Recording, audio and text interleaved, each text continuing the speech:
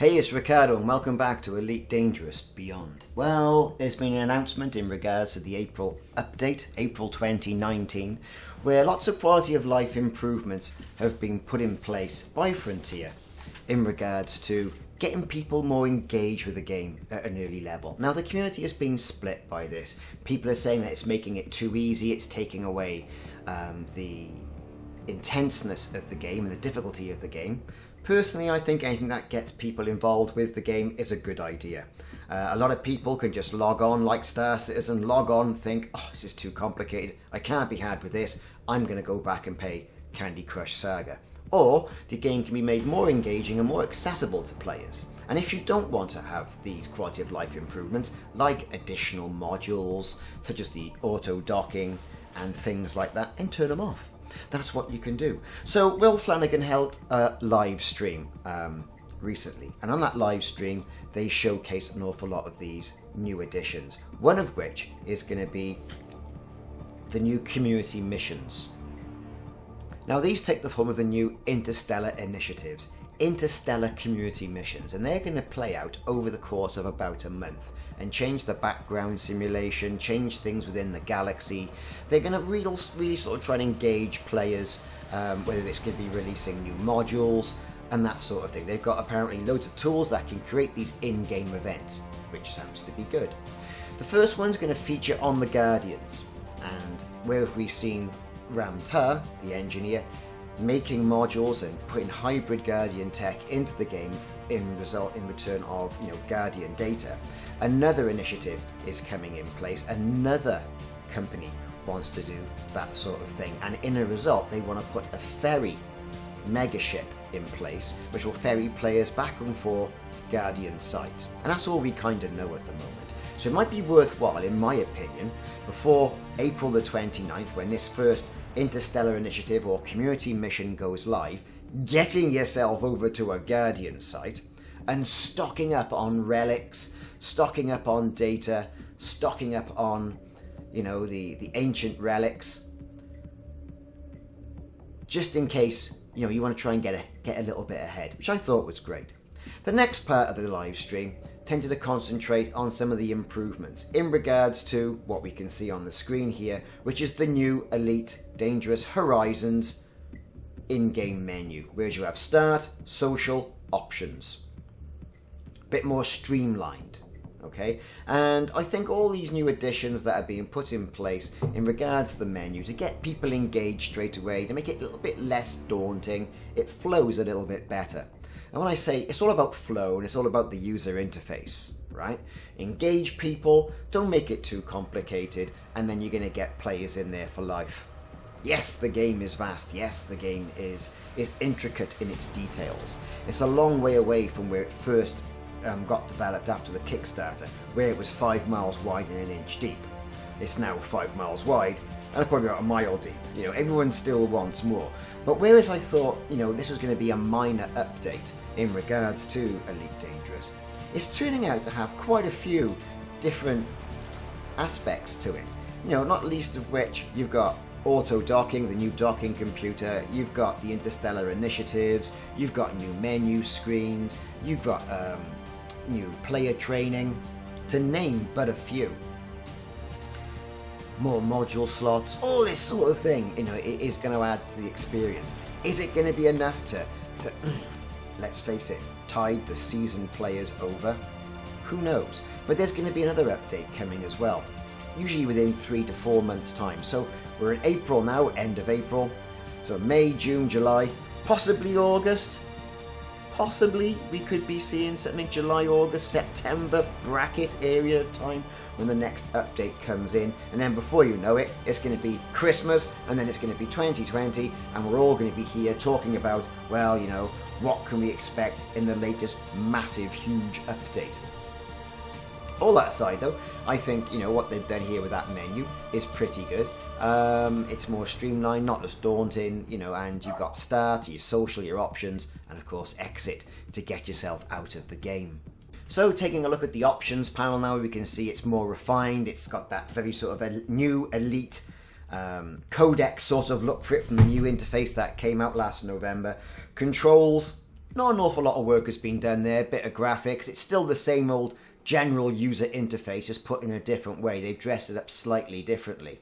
But, you know, hey, controls are controls. Controls in this game are complicated. Let's not get away from the fact of that. But, you know, making that just that change, little tweak to the interface a little bit better.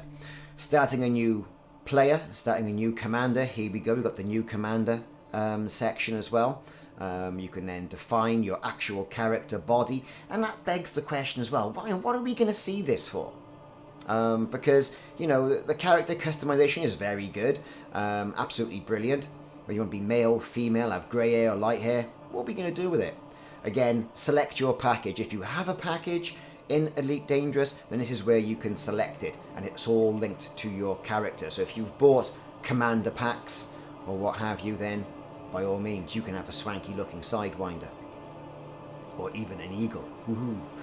So, disregard some of the figures on here. This is obviously done for demonstration purposes. But I think it's, like you say, it's the refining of this user interface that I think is key here. And making it, you know, oh, what do I do? How do I get my ship painted? I bought the commander pack. Where's my Cobra? All these sort of things, you know. Why haven't I got a Cobra to start off with? I bought it. No, you've got to earn it. All these sort of questions I think are now being more streamlined. You can also name your ship straight away. Yes, you can do that in sort of like in post in the livery section at a station. And there you can also select, do you want to start off in the real beginners permit controlled area where no one can gank you, or do you in Dromi, or do you want to go to LHS 3447, which is for more seasoned commanders, so you can get going straight away. I mean, the Dromi system is going to have some really easy missions to get you used to the interface. You've been through the training, which is all accessible via the cockpit now. You've been through the training, and effectively now you're ready to get going and do your first mission. Or you're old grizzled seasoned commander like the rest of us, and you just want to experience some of the new features and start again.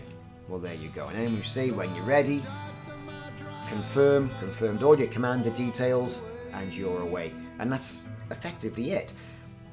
Like I said, a more streamlined experience, I think a more engaging experience. It guides you, it takes your hand, and it guides you all the way through the process. And I think this is an added bonus for new and seasoned players alike. You know, it's definitely something to congratulate Frontier from. And they're obviously, with this live stream, very excited about it. Given, like I say, this update was meant to be a small update, what they've done is huge. Absolutely huge for this. All good stuff. All fantastically good stuff.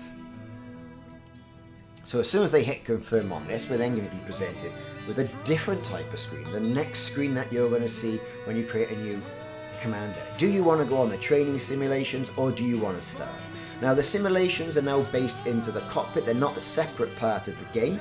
You can access them anytime if you want a bit of a freshen up, or you can just start and just jump in and basically get on with it. It also gives you a little section as well, how many of your friends in your community are playing, and you're also getting helpful hints in the loading screens as well. Now, you can also notice here the auto launch section on the bottom of the launch command menu. Starport services, return to services, auto launch. Now that's here because they've obviously got docking computer installed, the new advanced docking computer.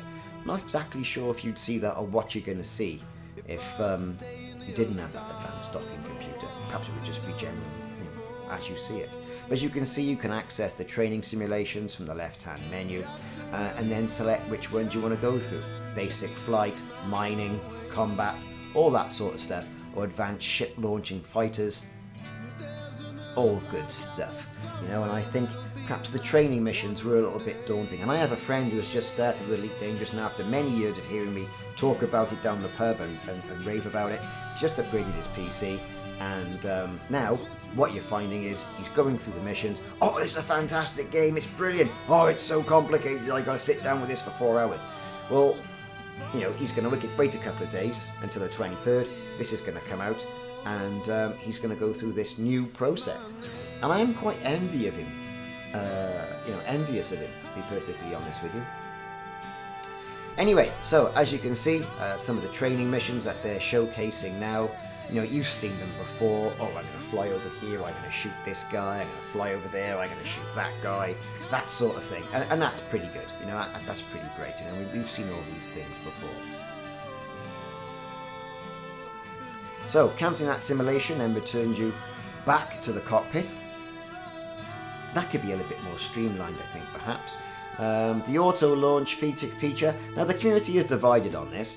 Now, I've stuck it in the wall of a station many a time, as I'm sure we all have. You've got your big Type 10, you've got your bigger ships, you've got that Corvette, you know, the Federation Corvette, and as a result of the Federation's Corvette's design, I always seem to try and take the cockpit off as I go through. You know, sometimes I don't, but a lot of the times I do. We've all been there. Anyway, docking, getting in and out, you know, it's tricky. We should all know how to do it, but, you know, we all have, you know, memory loss, brain farts, all that sort of thing. Here they're showcasing the beginning of your journey and a little bit of story. Oh, that's fantastic as well. I know, very good engaging for the players. And you've got 10,000 credits reward for completing that beginning your journey, which gets you on the road to, I don't know, perhaps getting some more weapons for your Sidewinder or Eagle, or perhaps some drives, a little better shields, or would you reinvest it into the marketplace and buy additional items to trade, albeit 4 or 5 tons at a time. So it's, yeah, beginning of your journey, a bit of reputation, bit of credits. And at the beginning, you know, it's all about the credits, let's face it, it really is. If you check out my Reboot and Restart series, I'm going to go back and revisit some of that as well, I think. Especially now, what with the game is as it is.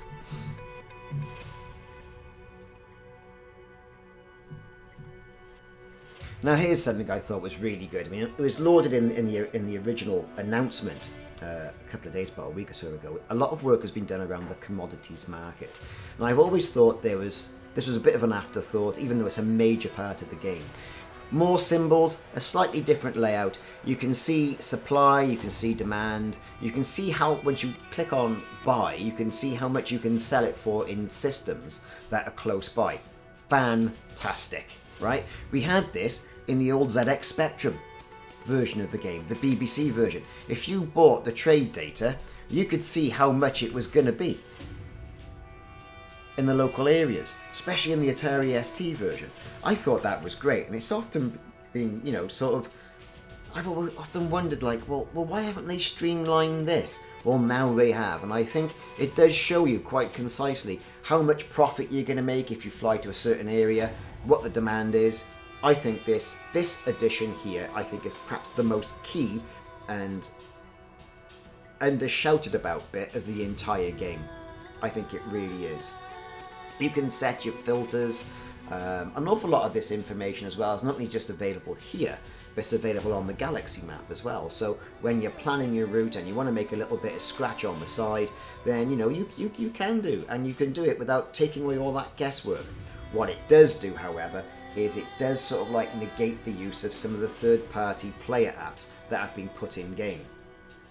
Now, a lot of players are still going to continue to use those apps like EDDB and all those sort of things as well, but Frontier are now starting to put it all within the interface, and we're seeing this a lot through the entire IT community, especially with tools from Microsoft of Office 365 and Microsoft Teams, Workplace by Facebook.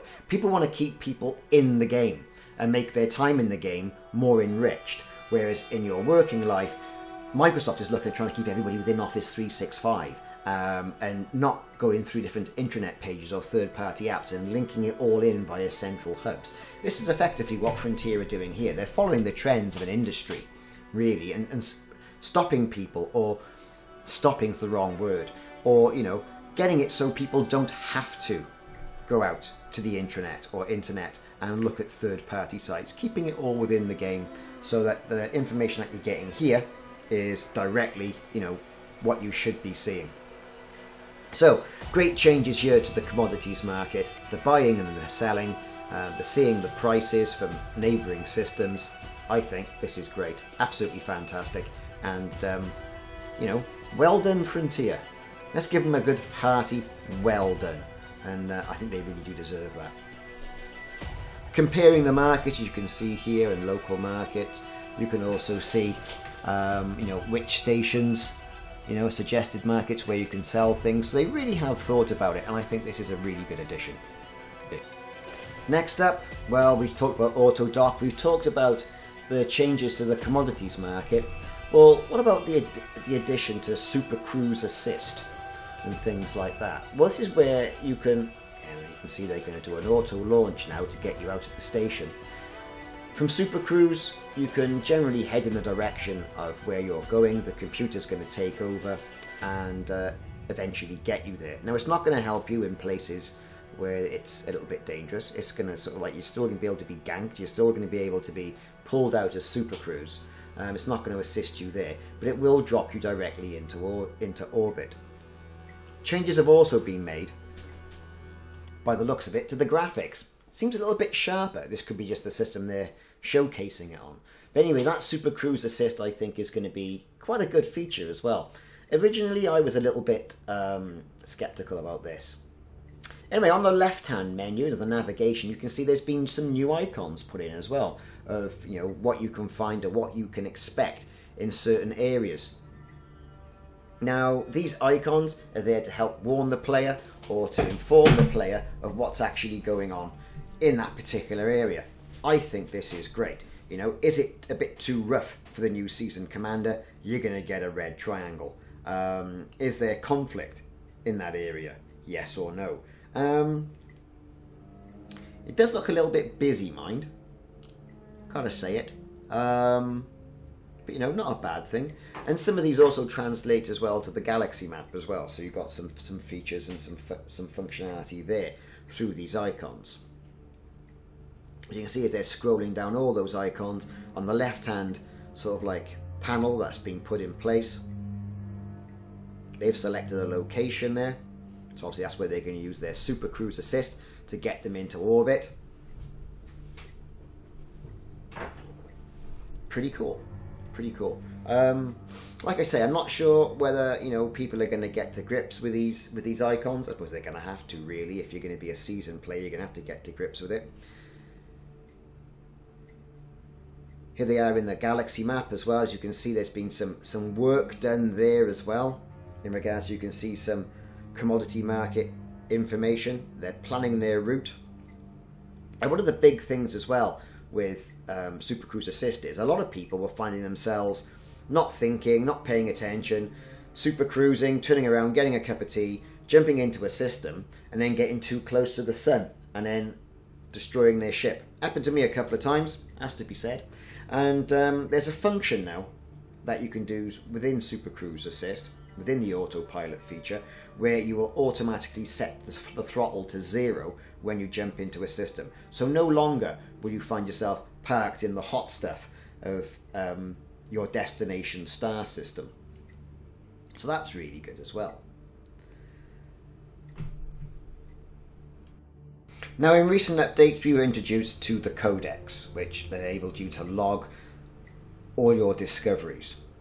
What they've got now is the good old Pilot's Handbook. Yes, folks, the Pilot's Handbook. That's going to give you in-game help, I think, effectively, and I think that's going to be invaluable. You know, what are all these modules going to be doing? How do you do power management? How would you do this? How do you do that? How would you interdict somebody? You know, it's been a long time coming, and, you know, an awful lot of people turn to third-party tools, like we mentioned before, like YouTube or Reddit or other forums, to find out how to do this. By putting this into the game, it gives every player the sort of a level playing field. This is how you do it. Here's the plan. There you go. And I think this would probably be made a little bit better if Frontier had done some videos of their own on how to do it. Some of these videos do exist, and if they would have been put in place, properly voice acted as well, so it's nice and swish, then I think this is going to be a really good feature. At the moment, it's very sort of static. It's more of a FAQ sort of affair, and that's fine. You know, let's not take anything away from it. The Player's Handbook, I think, is going to be a very good feature, and one that I think I can see an awful lot of people starting to use. So there you have it. That's what was basically revealed in the hour-long or so update from Frontier. Some good features, and it's very interesting to see some of those features put in place. I, for one, can't wait to see it. Anyway, I've been Ricardo. Thanks very much for watching. Like and subscribe if you haven't already done so, and I'll see you soon for some more Elite Dangerous videos.